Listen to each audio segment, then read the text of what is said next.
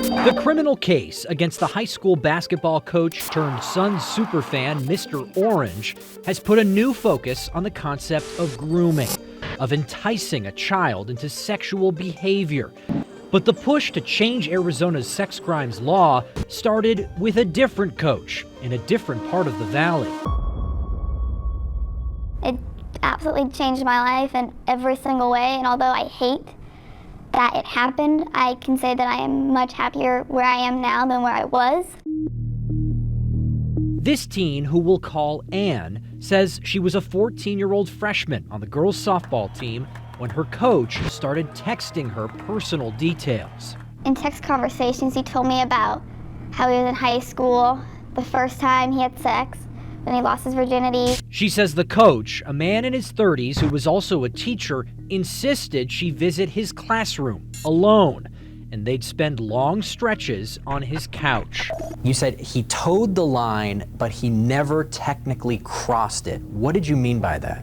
There was a time when we were sitting on the couch, like side by side.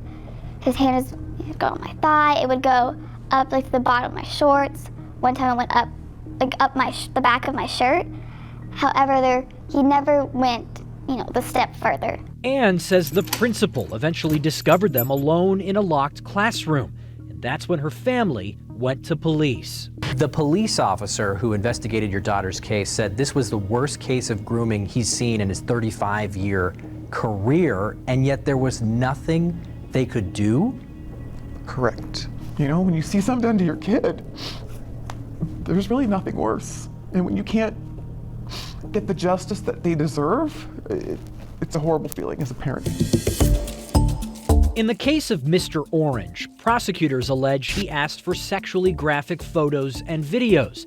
But in Anne's case, there were no such requests. We furthered that back to the investigating agency. The county attorney's office dropped charges against the coach, citing burden of proof issues. Privately, Anne's family says prosecutors told them they couldn't bring charges for sexual assault because Anne never claimed he touched her crotch or chest, only her buttocks and thigh. And they couldn't bring a case for harassment because Anne didn't object. As a mom, when you hear that explanation of, oh, we can't bring these charges because your 14-year-old daughter didn't say no, how does that sit with you? The same way it sat when I've heard all this, it's horrific. And that's why we tried to start this, because the only way they would stop him is if he actually completed the act. By the grace of God, he didn't get that far, but there was a lot of damage that's been done. The family contacted State Representative Travis Grantham, and he introduced a bill that would define grooming as a criminal offense.